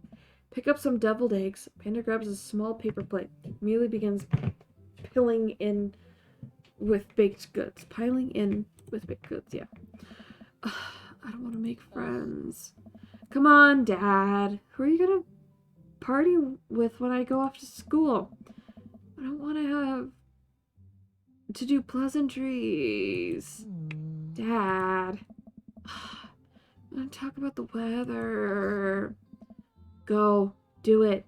Make a friend. But I don't want... But how could I possibly abandon my only child at a social function? That's bad parenting. This plate of cookies is my new dad. Bye. Amanda shoves me in the center of the yard. Well, here goes nothing. I look around the party and I'm surprised to see some familiar faces. Isn't that Brian from the Coffee Spoon? That's a cool guy. Mysterious. Didn't that guy throw a frisbee at my head? Isn't that the guy who was throwing a fit in Dead Golf and Beyond? Isn't that Amanda's teacher? Hey, I know Craig. Wait a second. All these people live in our cul-de-sac? Can't be right. I'd better investigate. Let's talk to the ones we actually care about. Oh, they're cool. Matt and Hugo seem to be embroiled in an intense discussion. Craig looks on, smiling politely. I walk over to say hello. Well, I don't think it's fair to try and compare two art movements like that. Period. Periods in art only exist because they're a unique byproduct of the social and political climate of a time and place. Try to not take something like, say, the Rococo period, compare it to postmodernism in America, completely disregarding the context in which a work of art is created. Matt and Hugo seem to be so busy talking that they don't notice me. Craig leans in. Dude, I know what's happening. Let's listen to Matt and Hugo. That kind of comparison just eliminates the reason art movements are so important in the first place. Not wrong, but I think there's no harm in comparing one work to another. I'm sorry I don't have that many guy voices. I can't really, help that. So deal with it. I'm not wrong, but I think there's no harm. Okay. You could definitely say one painting is better than another if you're evaluating technical skills from a purely formistic standpoint. If I showed you in Matisse and then something about it by the Dutch masters, which one would you say shows more technical prowess? I'm so lost right now. Should worry glance over to Craig, who returns it. Well, sure, you could say that the Dutch masters are technically more skilled, but I would argue that while the Dutch masters are better painters, Matisse was better painting overall. I have no idea what you guys are talking about. It's pretty subjective. Let's quote Bo Burnham. Art is dead. Listen, you guys just navel gaze all you want about art and periods, but real art died long before you were ever born. For the original masters picked up on their brushes. For Prometheus received fire from the gods. Everything we do in this planet is born of fear and death. Art is just a way for humans to try to live forever. But it doesn't matter. Nothing matters. One day, we'll all be dust. Everyone stares at me. Anyways, we're just discussing the importance of context while talking about artwork. Listen, I asked was if you liked Van Gogh or Picasso better. Hugo throws up his hands in frustration. But they represent two completely different art movements. How could I possibly choose between the thick, creamy impasto of post-impressionism and the abstractionist beauty of cubism? It's sad because I know what that means. Man, that's all way above my head. Me too. It's all good, man. The cool thing about art is we all perceive it differently. A single piece could have a totally different effect on each person that look at it. And that's awesome. Just 1 minute before that. Hugo, please. Sorry. I get really fired up about art stuff. Quentin, how are you liking the neighborhood? It's pretty nice. Everyone's super friendly. Seems like your daughter is fitting in just fine. Matt points across the yard to where Amanda, Daisy, and another young girl are playing. They're all sitting cross-legged on the grass, picking weeds and weaving them into little flower crowns. It's pretty adorable. Girl I don't recognize jogs over to us. What is it, sweetheart? It's a flower crown. I thought you'd look cute in it. I love her. She's so sweet. There's only one way to find out. Matt takes the flower crown and places it on top of his head. And they added. Am I cool now? The girl stares at him, thinking it over. Nope. But you're slightly less uncool than you were before. You put it on. Hey, Quentin, this is my daughter. Hello. I'm Carmenista. Amanda comes over with Daisy in tow. Dad, look, I'm making friends. Are you making friends? You better be making friends. Hey, yeah, actually, Amanda, you remember the cool barista from the coffee shop? The cool college friend and, your teacher? Oh, hi, Mr. Vega. I didn't realize we were neighbors. Yep. Still gonna get me that overdue term paper? Great seeing you. Amanda fingers her way out of the conversation like a champ. Mood!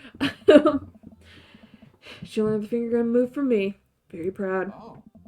She's definitely a charmer. Speaking of which, where did my son go? Hugo looks over to the party. He must finally spot him, for his eyes go wide. Ernest Hemingway Vega, are you smoking? Ernest is holding a lit cigarette. No. The Ernest across the way. He casually takes a long drag of cigarette and then flicks it into a gutter. Unbelievable. Excuse me. Hugo marches over to Ernest and turns my attention. I turn my attention to Matt and Craig. Kids, right? Man, I do not envy Hugo. Last barbecue we had, Ernest tried to shove a sparkler down Joseph's pants. Nearly burned half the yard. And the barbecue we had before that. Oh no.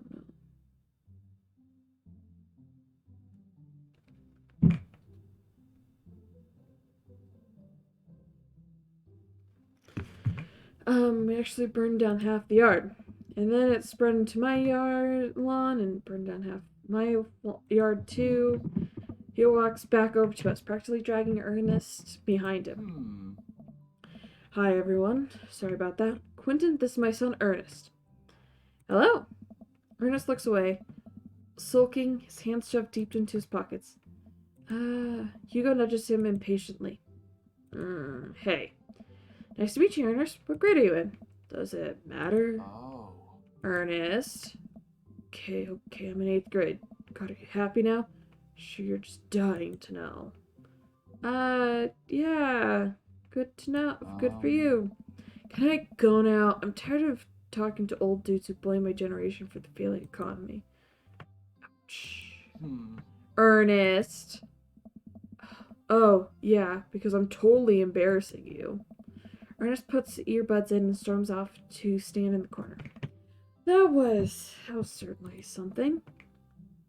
He seems nice. Hugo puts his head in his hands and sighs. I'm so sorry. He's having a really rough time. Much as I want to be a cool dad, I have to be the authoritarian dad. He clearly resents me for it.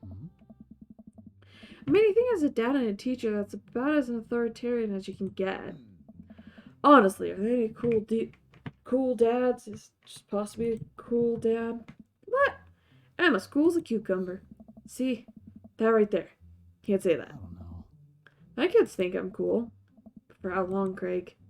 How long do we have to be the cool dads?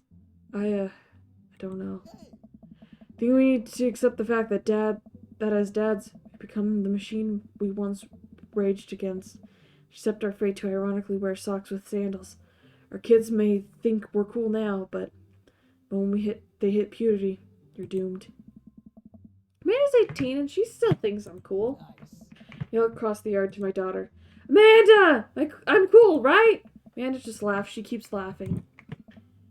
See your point. As soon as we all want it, I think it is important to be a cool dad as it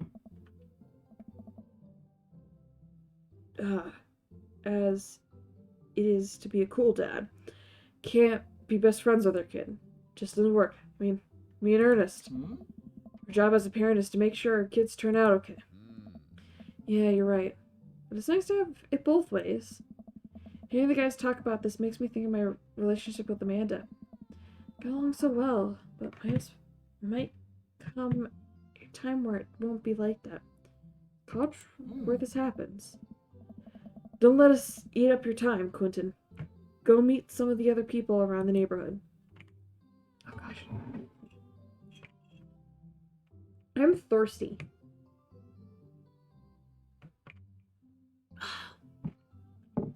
My throat is also not happy with all this.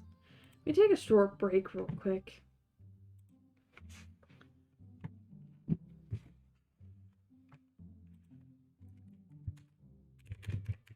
How's it going? How's everyone else going?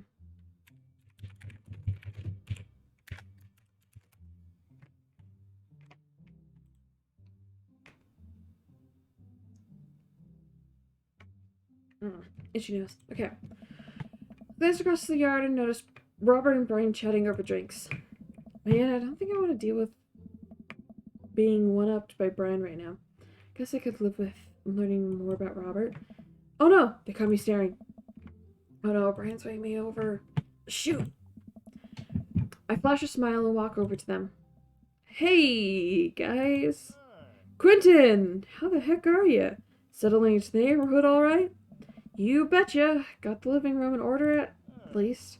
It's great to hear. I've been doing some living room work as well. Finally got the 50-inch in there. That's it. Game looks great in high def. Oh boy. Quentin, have you met Robert yet? Yeah, we've met. Robert regards me over his whiskey. Good seeing you again. We were talking about my most recent camping trip. Spent tonight out in the woods with Daisy and Maxwell. She's definitely an outdoorsy one. Even caught her first fish. Good to see you taking your daughter out like that. I bet she loved it. It's a great thing that she loves the outdoors. Mine loves being inside. Brian raises his eyebrow at me. Being inside, making art. A local art competition for that art. Yep. They put it on too strongly? Robert stares at me blankly for a second. Anyways, I haven't gone camping in years. Not since the last time. Same here. Well, things changed once you Wait, what happened the last time? Robert takes a long sip of whiskey. Well, Johnny Boy and me were out in the back country. Johnny Boy is a strong kid. Met him in my army days. Comes from Kansas. They build him tough out there. Anyway, things go south pretty quickly. Johnny Boy breaks his ankle when the rope bridge snaps. We can see the bone popping out of his skin. Johnny Boy's screaming now, crying for his mama, losing blood. 2 days out from the next living soul, and here I am with my dear friend breathing out for me. I'm able to dress the wound. Yeah. But now I got a fireman carry 6 foot, 180-pound man over some of the toughest terrain I've ever seen. Won't lie to you, there are moments during those 2 days, when I thought about leaving old Johnny Boy, but you build a bond with your brothers in arms. That bond never breaks. Got that boy back to civilization, but also me out there. Guess that's camp for you. Brian and I stare in disbelief. Robert takes another long sip of whiskey. That's called a trauma dump.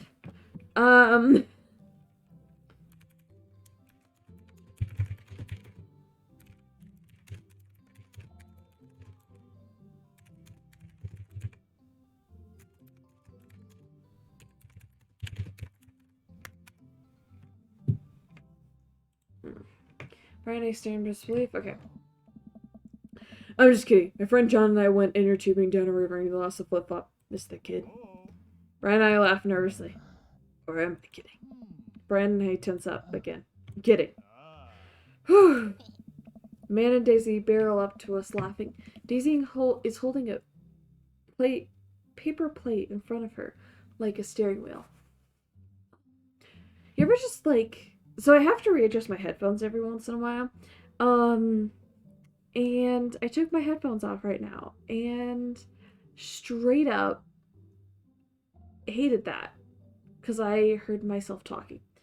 I'm laughing. Daisy is holding a paper plate in front of her like a steering wheel. Gotta get off this hunting truck. Oh no! The ghosts lock the doors! Quick, hit the emergency escape button! But the truck don't have emergency escape buttons! Then hit the brake, I guess. And then we'll get out of the truck. The imaginary truck. Anyways, we're safe from the ghosts. But how will we survive the Arctic tundra? Daisy, you might have to eat me. Are you prepared to do that? I'm prepared to do anything to survive. It's cold-blooded. I like that.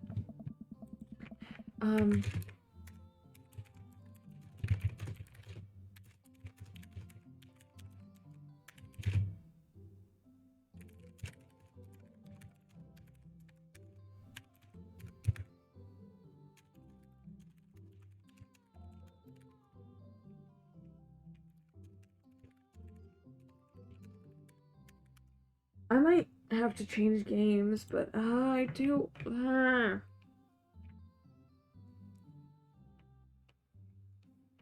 This game is not keeping my attention. This is not good. Though I'm not sure I have the materials required to properly cook you.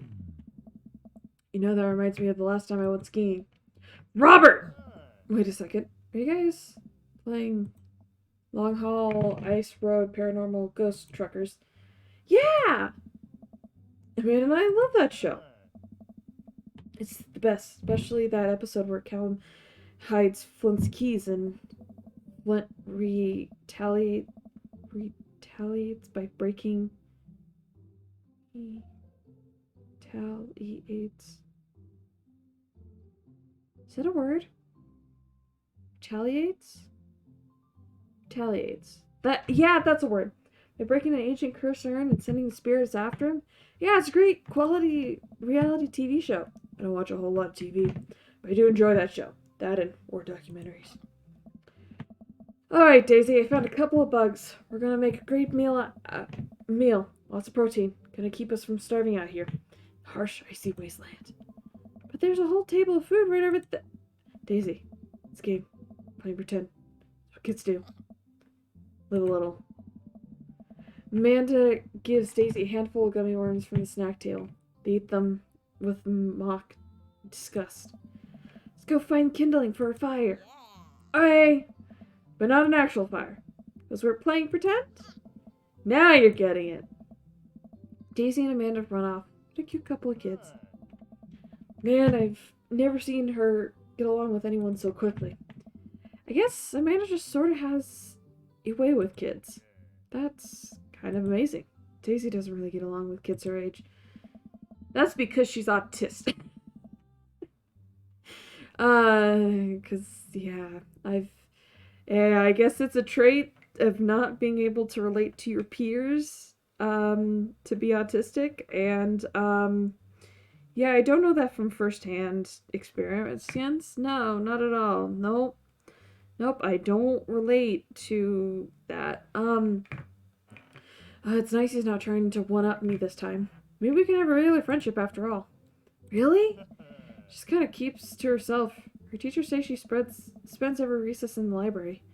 I think the other kids are intimidated by her intelligence. There it is. Won't worry about it too much. Amanda was shy at Daisy's age, too. She used to have a habit of crawling under tables and crying every time we took her to restaurants. She bit people, too. Oh, kids, right? Gotta love them. You're cried to by law. I hear that. Well, since we're getting along so well, maybe we should try to put together a little play date for them? Do seem to get along really well, but the thought of continually hearing about all of Brian's accomplishments is rough. Yeah, that'd be nice. Well, I don't want to keep you up too much of your time. Go meet some of the other fellas. Let's go Joseph and Damien. Because I think after that we can do the one thing. So, yeah. It's about Joseph chatting with the guys from Dead Goth and Beyond by the grill. Wonder what they're talking about. I'll walk over to them. So I'm curious. Can you walk me through why you had your house painted black? Where do I even start? The house stays warmer in the winter, provides an artistic contrast to the rest of the neighborhood, and it complements the crimson interior perfectly. It's definitely an interesting choice. Oh. Thank you. Very proud of my abode. Quentin! I was just giving a conversation with Damien about his aesthetic design decisions. Damien regards me up and down with a warm but cynical eye. How do you do? I don't believe I've had the pleasure. I think I saw you in Dead Goth and Beyond the other day. Damien's face turns red. I must apologize for my behavior the other day. You see, I take goth lifestyle very seriously.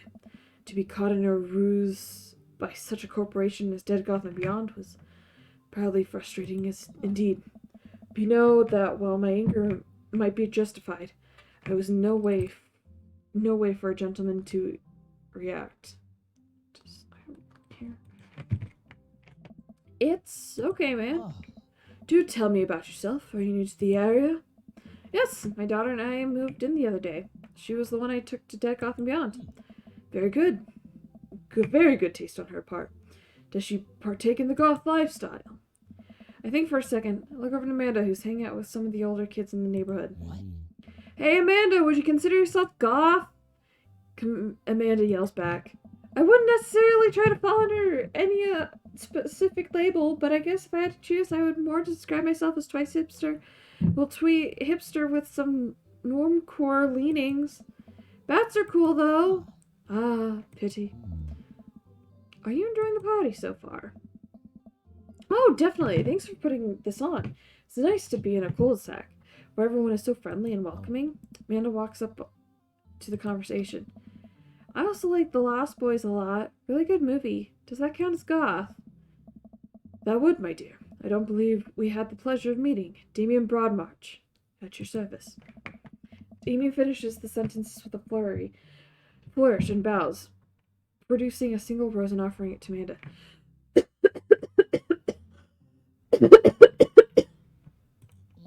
Damien blushes and returns the gesture with a curtsy. That's the word. My, do you know how to treat a lady? Hello, Amanda. Seemingly out of nowhere, Joseph's twins' kids appear. Are they speaking in unison? Hey! Would you come play with us? Come play with us forever. Guys, enough with the creepy twin shtick. We've talked about this.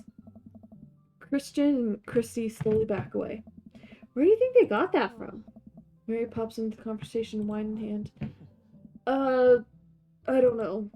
Mary takes a long sip of wine. I think I might have taped over VeggieTales VHS with The Shining. Who knows?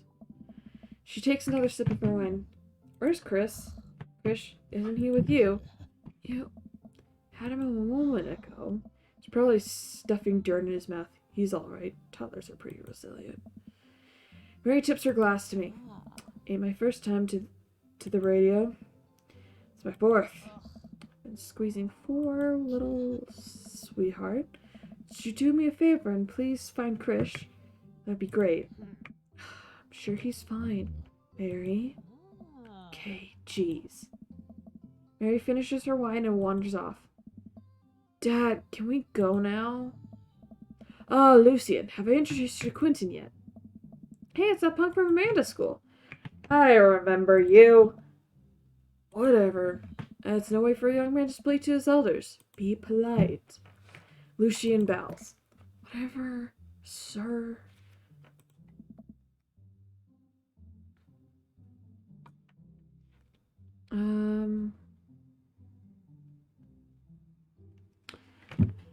Lucian bows again. Mr. Christensen, may I have a veggie burger, sir? Coming right up, bud. Are you a vegetarian? Yep. Make that 2 veggie burgers. Do you know that some people in the Victorian era were vegetarians? Describe carnivore-type people as bloodlappers. Dad. It's really interesting, Damien. Joseph turns to the grill, just a hint of tattoo peeking out from under his sleeve. Can't believe I didn't notice before. Looked like the bottom of an anchor. Whoa, is that a tattoo? Yep, it wasn't... I wasn't always a youth pastor, you know? These voices are killing me. The reason I have to take breaks is also because the voices are killing me. I could have also done a better, like, tea situation. But, like, I decided this, so this is what we're dealing with, I guess. We got Earl Grey. Not Earl Grey. This is breakfast. English breakfast. English breakfast! So it's not bad. Probably put more sugar in it than I should have, but it's fine. But yeah.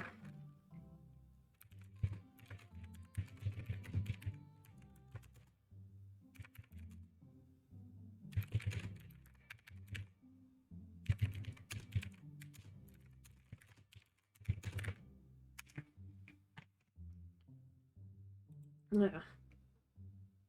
Yeah. That's so cool. You want to see mine? What? Lucian pulls down some rubber bracelets, revealing a lopsided 666 in black ink. My buddy gave me a stick and poke tattoo last week. I think it's healing up pretty good. Lucian! We'll talk about this later. It's pretty good. What's the significance of a tattoo? I just kind of thought it looked sick. Well, in my opinion, the only reason you need to get tattooed is because you want one. Careful, though. The number carries weight. Man, just a way cooler youth pastor than I thought. Just figured youth pastors popped out of the womb with the Bible. What he did before preaching.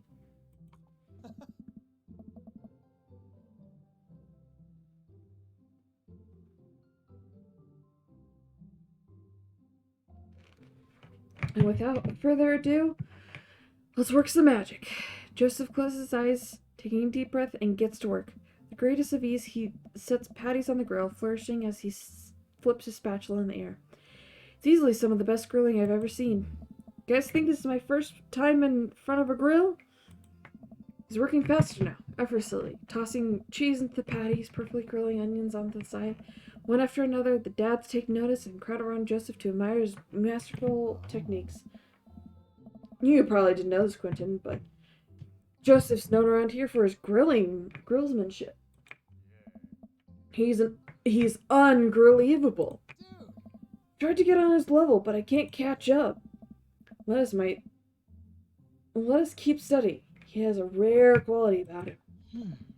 Mustard, we keep talking about this. Can't we just appreciate the artist? Never seen him make a mistake. Okay, you stop. This is getting too cheesy. Please stop! All of the children at the party boo the glorious display of puns in unison. Alright, guys, the food's ready. Please form an orderly barbecue. Amanda groans. We all grab our plates and hang out. Drink perfectly cooked cheeseburgers. Man, it's so wild how all of our dads live in the same cul-de-sac. Kinda nice, isn't it? Feels like there's a real community here. Totally helps when you are just a single dad trying to raise a kid. We're happy to have you here, man. I think you're gonna like this neighborhood a lot. But plus Amanda seems to be getting along with the kids. She decides to get into the babysitting game. Not the baby game. Not the baby game. We're gonna make a killing. Hey, why don't you add us all to the Dad Book? Dad Book? Yeah, it's a great social network for dad to keep in touch with each other. We're all on it, so if you ever need to reach out to anyone, that's the simplest way to do it. Sorry, I'm just old-fashioned dad. Social media goes over my head sometimes. Don't worry, Pops. I'll help you figure it out. The rest of the barbecue goes smoothly. We all trade stories and drink beer as our kids play on the lawn. Amanda breaks up a fight between Carmencita and those weird twins. I think they wanted her soul. Amanda walks back to her place as the sun sets over the neighborhood. I think I'm gonna call it for this game right now. Because it's getting to be a lot. We can see the opening. Watch it. We've done it. Yeah. Okay. Let's switch games because yeah, I'm sorry. I'm trying. It's just so damn lot. It's yeah. We might switch games. Let's because I want to do Hogwarts Legacy. Let's see if we can Hogwarts Legacy it. If not, I might just call it here. But I know we might be able to do Hogwarts Legacy. It's gonna take a bit to update though. So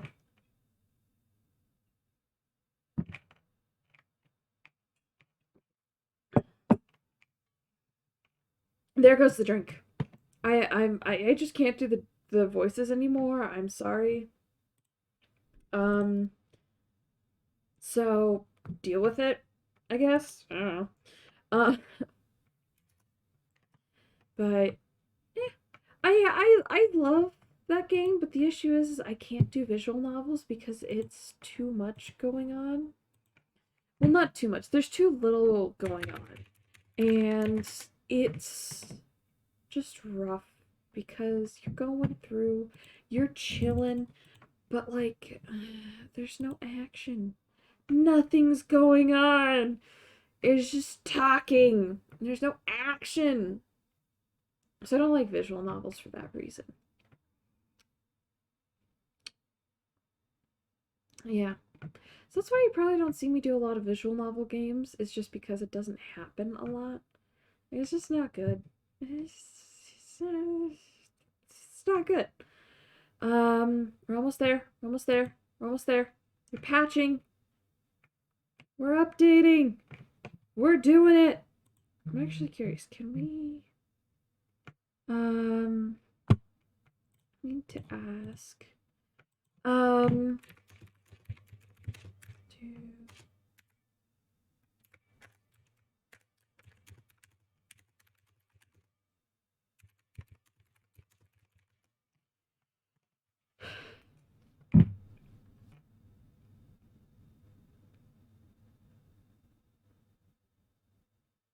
wait. Oh yeah, we already did that. Okay.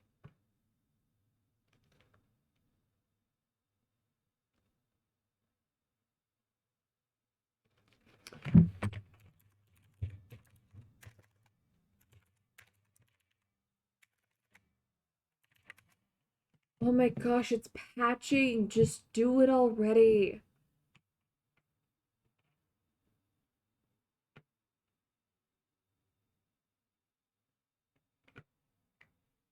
I can actually update the stream. Um, no, actually, I'm sort of drained. So I think I am actually gonna call it here for today. Because I feel drained right now, I'm be honest. It's been 2 hours. We've done this for 2 hours. I'm calling that a win, you know? Because normally I don't do streaming like on Tuesday, so I'm calling that a win. So yeah. Um yeah, it's been lovely hanging with you all, my lovely, lovely, lovely flowers. And I will see you all later.